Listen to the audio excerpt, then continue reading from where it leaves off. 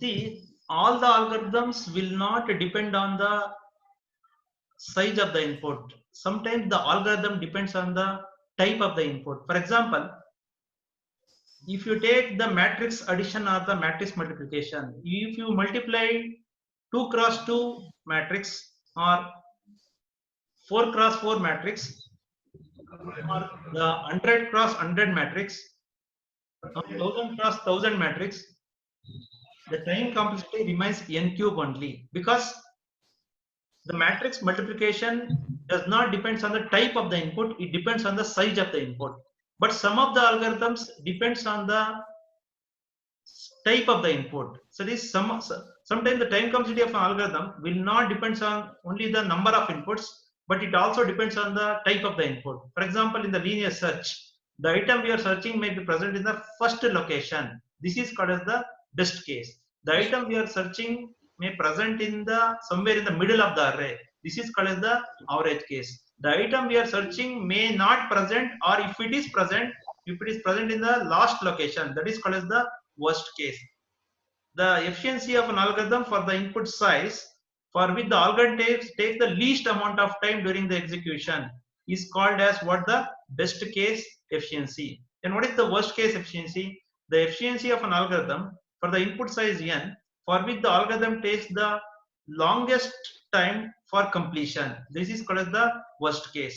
Average case in this, the average number of comparison basic operations, the average number of basic operations executed will be considered. See, that means some of the algorithms will depends on the size of the input. Some of the algorithms depends on the type of the input. If your algorithm depends on the type of the input, then you have to separately investigate the best case, worst case, and the average case.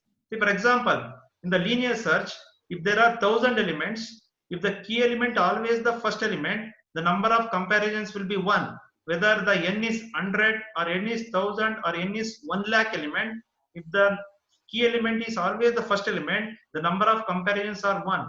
If the key element is always the last element, assume that the number of elements in an array is 1000. How many elements we are going to compare? Whether you give the 1000 elements or you give 1 lakh elements, the number of comparisons always depends on the value of n. That is, the linear search algorithm will not depends on the size of the n. It depends on the type of the input you are providing to an algorithm. But your bubble sort or your selection sort or your quick sort, your bubble sort, selection sort, or your matrix addition or multiplication, they won't depend on the type of the input. They depend on the size of the input. For example, for example, in the bubble sort, if there are 5 passes, if there are 5 elements, then we are going to have what? 4 passes. If there are 10 elements, then we are going to have 9 passes. Then in every pass, we are going to do the same number of comparisons. Whether there are 100 elements, whether there are 1000 elements, whether there are 2000 elements, we need to compare the left with the right in order to determine in order to sort the elements by using the bubble sort. Your bubble sort will not depend on the type of the input. Always it depends on the size of the input. It is very much essential to in the further classes to find out the time complexity of an algorithm. Finally, what is my conclusion is, if your algorithm depends on the size of the input, it is more than enough to identify only the average case. If your algorithm depends on the type of the input, then you have to separately investigate the worst case, best case, another one is the average case. This is about some concept of the what the best case, worst case, and the average case. See, once we know once we know the best case, worst case, and the average case, let us concentrate on the asymptotic notation. See, if I want to find out the time efficiency of an algorithm, normally efficiency of an algorithm we can express using two methods. Number one, using asymptotic notation. Another one is by using the limits. Order of growth using asymptotic notations. Another one is the using the limits. In the exam, it's very very important. Define asymptotic notation or explain the different types of asymptotic notations. Here, define asymptotic notations. What are the different types of asymptotic notations?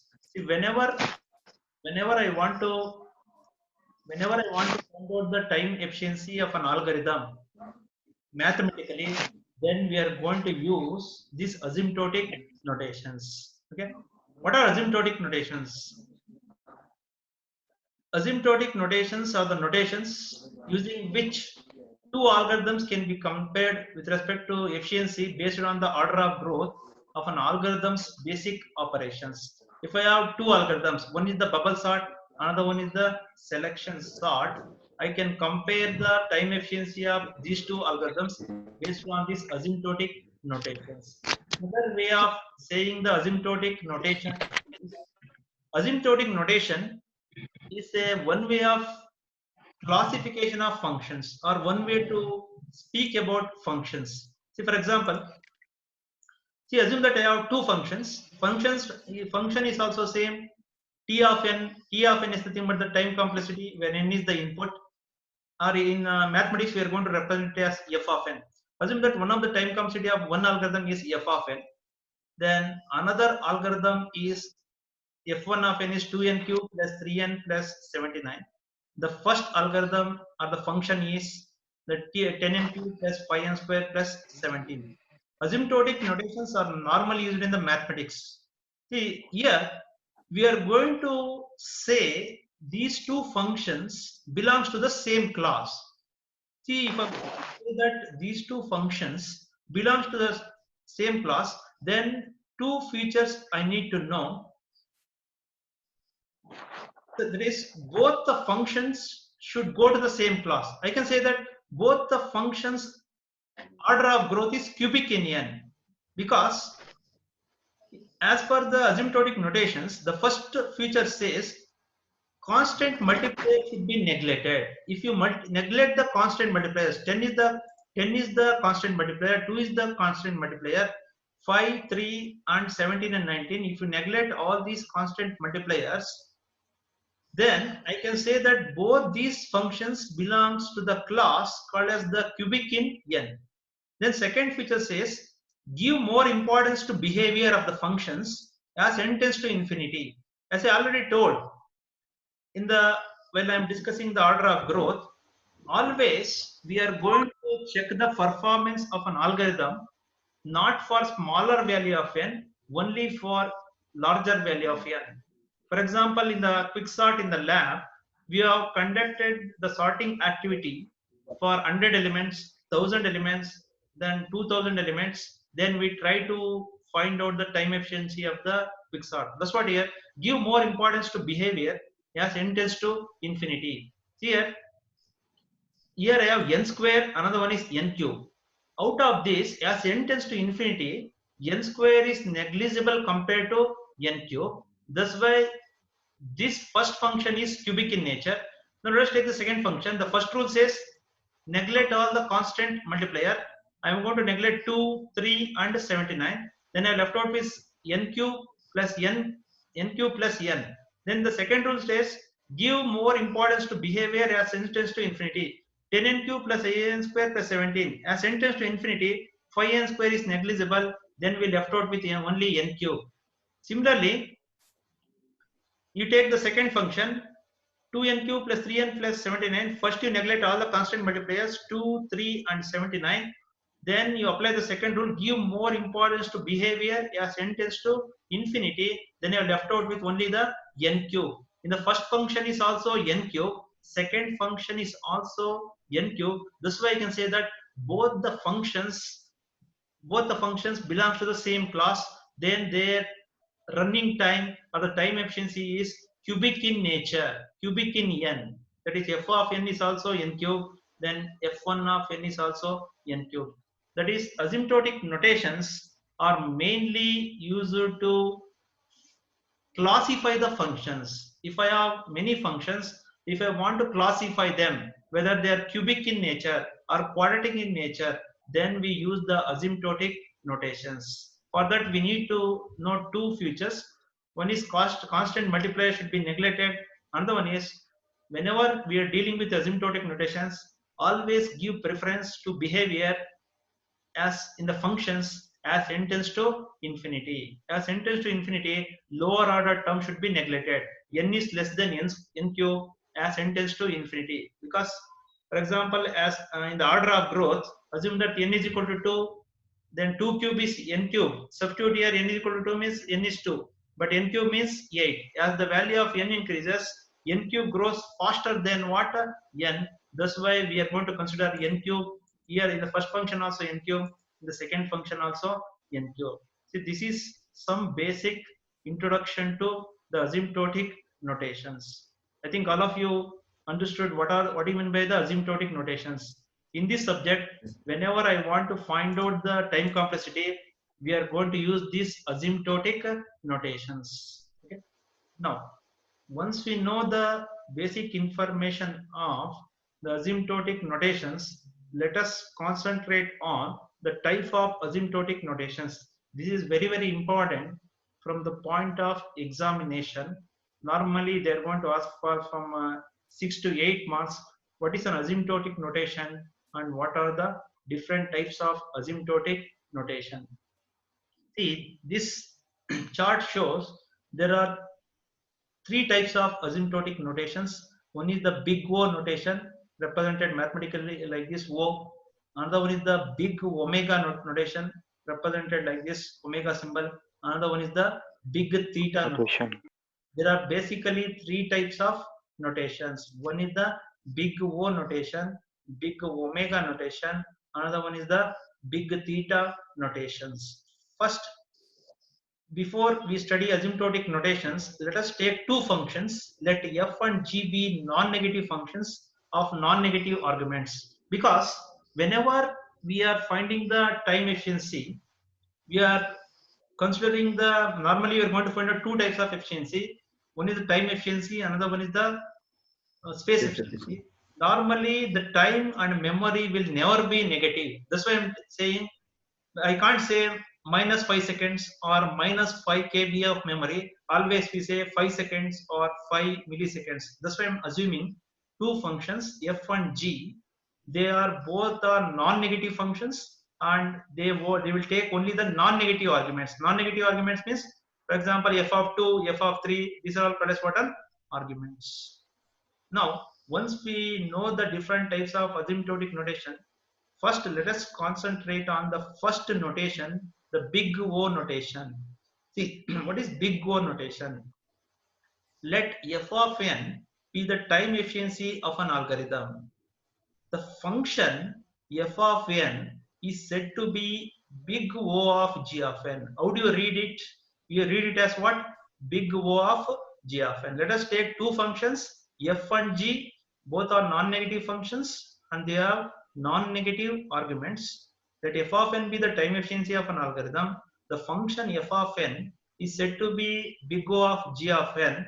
If we denote it mathematically like this, f of n belongs to big O of g of n, or f of n belongs to the class of big O of g of n, or f of n is equal to big O of g of n. If I want to say that f of n belongs to big O of g of n, if and only if there exists a positive constant c and a non-negative integer n naught satisfying the constraint f of n less than or equal to c times g of n for all n greater than or equal to n naught. If I want to say that any function belongs to the class of big O of g of n, if and only if it should have a positive constant c and a non-negative integer n naught satisfying this condition. What is the condition? F of n should be always less than or equal to c times the value of g of n,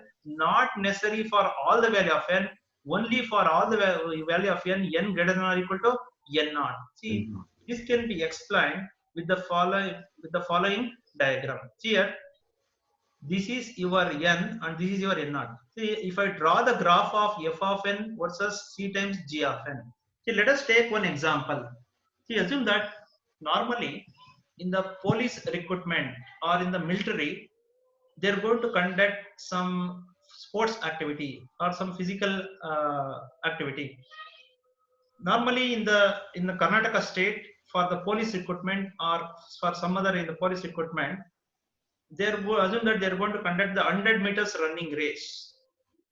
The 100 meters running race, they're going to fix some time. What is the time? The time is the 14 seconds. 14 seconds in the sense, any person who crosses from source to destination within 14 seconds, you will be selected. If he takes more, if he is not able to cross the destination within 14 seconds, then he is not eligible in that 100 meters running. That means if I draw the graph of f of n versus c times g of n, your g of n is the standard function, f of n is the new function or the new algorithm. Always f of n should be less than or equal to g of n. F of n should be less than or equal to what? G of n. Here this c times g of n is the upper bound. Upper bound in the sense your f of n can grow up to c times g of n. It will never cross more than c times g of n. That is, in the 100 meters running, whoever the person who is running is the f of n. He can't cross more, in the worst case or in the worst situation. He will take maximum amount of time.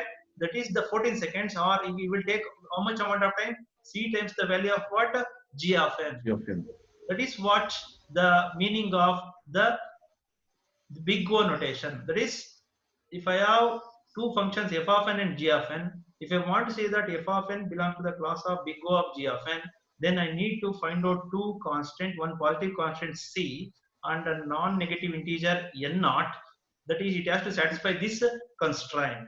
Constraint is f of n should be always less than or equal to c times g of n for all the value n greater than or equal to n naught. For example, this is the point. This is the point where this is the point n naught. See, I don't bother.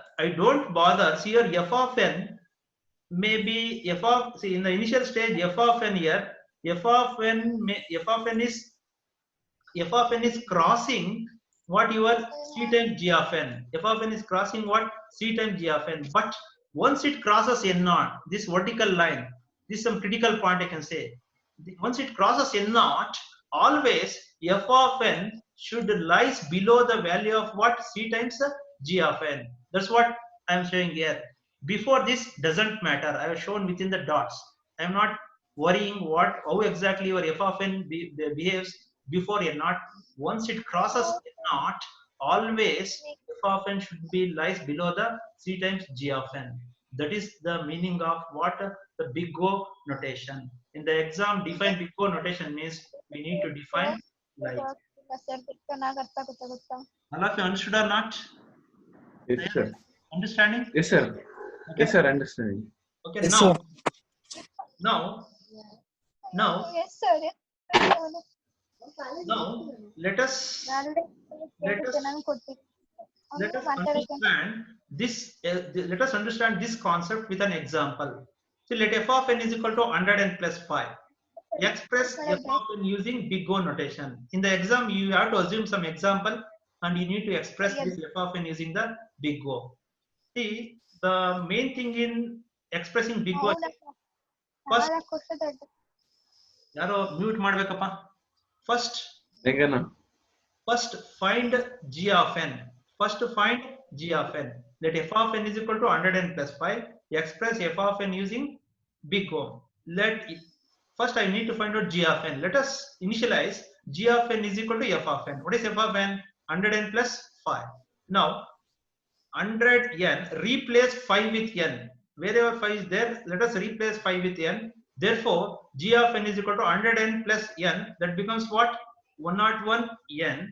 When g of n becomes 101 n, when n is equal to 5.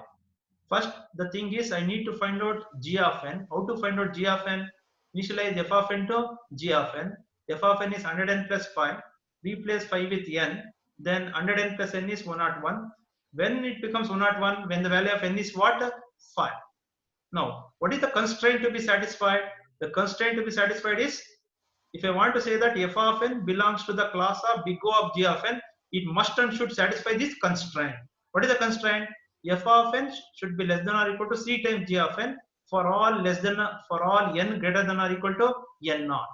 Now we know g of n. What is f of n? F of n is 100n plus 5. Substitute 100n plus 5 here. Then what is this? Is the c.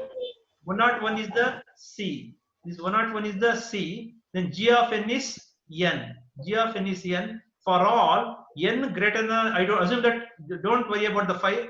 Assume that I don't know the value of n naught. Assume that I don't know the value of n naught. See, first, that means I want to find out this value of n naught. I want to find out this value of n naught. First is substitute n is equal to 0. 100 into 0. 100 into sorry, it should be actually it should be, I made a mistake over there. Actually 100 into 0 is 0. 0 plus 5 is 5. 5 less than or equal to 0. It should be false. Sorry, I made a mistake. By mistake I have written. N is equal to 0 means 100 into 0 is 0. 0 plus 5 is 5. Actually it should have been 5. 5 less than or equal to 0. 5 less than or equal to 101 into n. N is 0. 101 into 0 is 0. 5 is less than or equal to 0. The condition is false. Sorry, it is false. By mistake I have written true. Okay, please may make that correction. Correct. Then next, n is equal to 1. N is equal to 1 means 100 into 1 is 100. 100 plus 5 is 105. And 101 into 1 is 101. Now let's substitute n is equal to 2. N is equal to 2 means 200 into 5, 205 less than or equal to 202. Next, n is equal to 3. 305 less than or is equal to 3, and that is n is 3. 300 into 103 into 101 is 303. N is equal to 4. 400 plus 5, 405 less than or equal to 404. For n is equal to 0, it is false. For n is equal to 1, it is false. For n is equal to 2, it is false. For n is equal to 3, it is false. For n is equal to 4, it is false. Let us substitute the next value. N is equal to 5. 5 into 100 is 500. 500 plus 5 is 505 less than or equal to 505. This is true. Now let us increment the value of n. N is equal to 6. That is 600 into 5 is 605 less than or equal to 609. This condition is also true. Now let us substitute n is equal to 7. That is 700. That is 700 plus 5 is 705 less than or equal to 707. That means from the point n is equal to 5 onwards, always f of n is less than or equal to c times g of n. But before the value of n is equal to 5, your f of n is not less than what your c times what? G of n. That's why from which point your f of n is always less than, see, f of n should be always less than c times g of n for all the value of n greater than or equal to n naught. From which point? That point is what? N is equal to 5. That 5 is what your n naught. That's what I'm saying here. See here. This is your 100n plus 5. 100n plus 5 less than or equal to 101. See, this point is 5. See, before this point, before this n naught, f of n may cross c times g of n. Your f of n may cross c times g of n. Correct or not? Yes.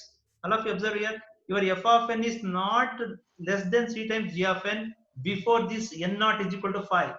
It may increase or it may decrease, but after this point, always I can say that your f of n is always less than c times what? G of n.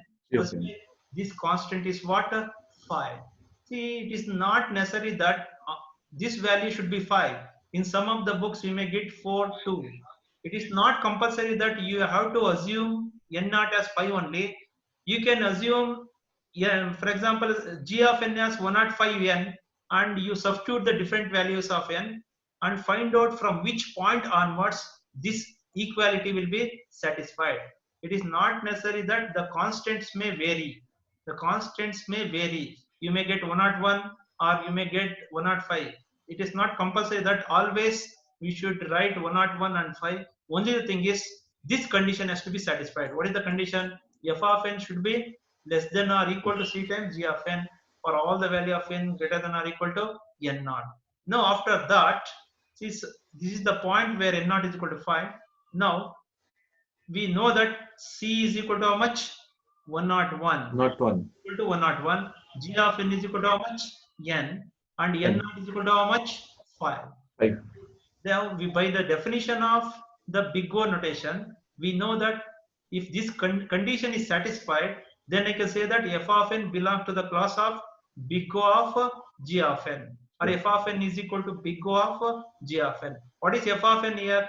F of n is 100n plus 5. What is g of n? N. That is, by definition, we know that f of n belongs to the class of big O of g of n. What is f of n? 100n plus 5 belongs to big O of g of n. What is g of n? G of n is what? G of n is n.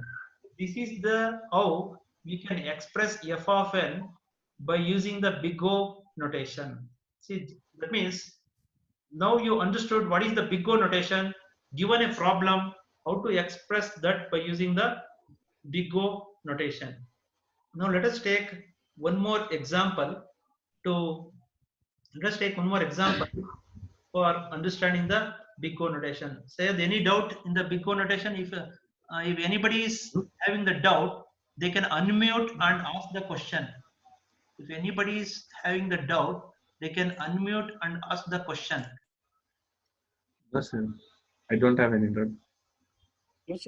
Shall I proceed? If anybody, Sir, anyone is asking. Someone is asking, sir. Having you doubt. ask her to unmute and ask the doubt.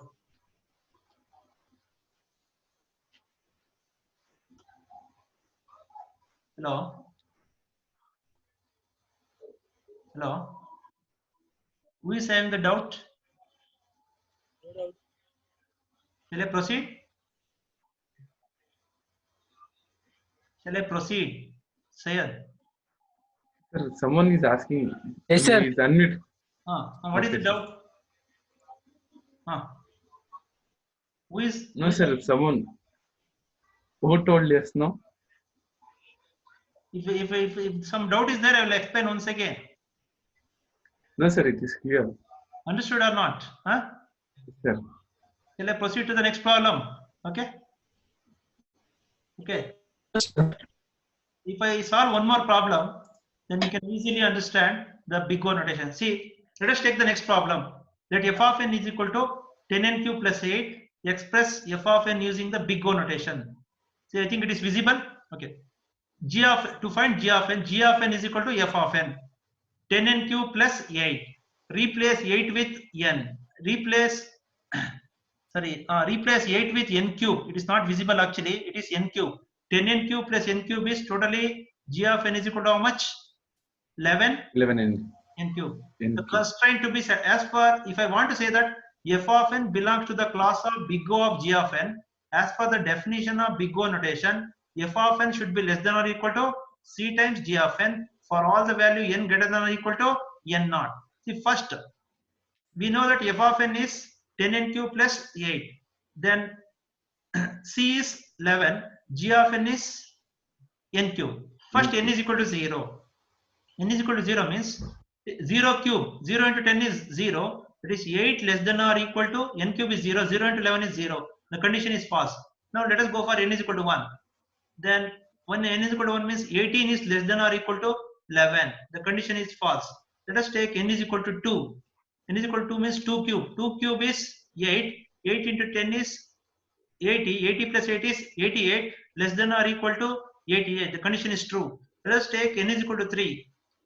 If I substitute n is equal to 3 here, then I am going to get 278 less than or equal to 297. If you want, you can verify that later.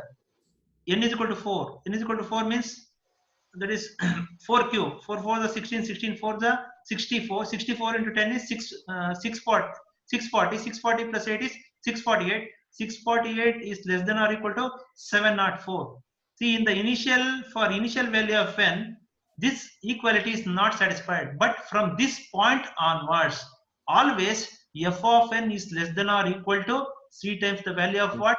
G of n. This point n is equal to is called as what? The n naught. This N naught. value is called as what? The n naught. N Now naught. we know the value of c. C is 11. Then we know the g of n. G of n is n cube. I have shown N by cube. using the arrow mark. Then n naught. Just now you have found what is the value of n naught? 2. Now by the definition, f of n belongs to the class of big O of g of n. What is f of n? F of n is 10n cube plus 8. What is g of n? Big O, the g of n is what? N cube. Since f of n is less than or equal to c times g of n, from the point n greater than or equal to 2, for all the value of n greater than or equal to 2, I can say that f of n belongs to the class of big O of g of n. Let us Yeah. move on to the next example. Let us express that f of n is equal to 6 into 2 power n plus n square. Express f of n using big O. First, to find g of n. G of n is equal to f of n. What is f of n? 6 into 2 power n plus n square. Wherever n square is there, you can ask me a question, why I should replace n square with 2n? Why I can't replace this 2n with n square? Whether n square is greater or 2 power n is greater. 2 power n is greater than what? N square. In the previous example also, I have I am replacing constant with what? N cube. See, whenever I want to replace, I have 2 to the power of n. I have 2 to the power of n and n square. Here, the order of growth of 2 to the power of n is more than the n square. Thus, as the value of n tends to infinity, 2 to the power of n grows faster than what? N square. That's why I'm going to replace n square with what? 2 power n. Replace n square, then 6 into 2 power n plus 1 into 2 power n. Then I'm going to get 7 into 2 power n. Then as per the big O notation, if I want to say that f of n belongs to the class of big O of g of n, the constraint is f of n less than or equal to c times g of n for all n greater than or equal to n naught. What is f of n? C 6 into 2 power n plus n square less than or equal to what is g of n? 7 into 2 power n for all n greater than, I don't know the value of n naught. Let us find out. N is equal to 0. N is equal to 0 means 2 power 0. 2 power 0 is 1. 6. N square is 0. 6 less than or equal to 2 power 0 is 1. 1 into 7 is 7. 6 is less than or equal to 7. The next, n is equal to 1. If n is equal to 1 means 13 is less than or equal to 14. N is equal to 2. 28 is less than or equal to 28. But n is equal to 3. For n is equal to 3, 57 is not less than or equal to 56. That's why I can't take n naught is equal to 0 here. Because whenever I say f of n less than or equal to c times g of n, once it started, from that point onwards, always f of n should be less than or equal to c times g of n. For n is equal, from the point n is equal to 4 onwards, always your f of n is less than or equal to c times g of n. That's why n naught, I am going to assume it as what? 4 here.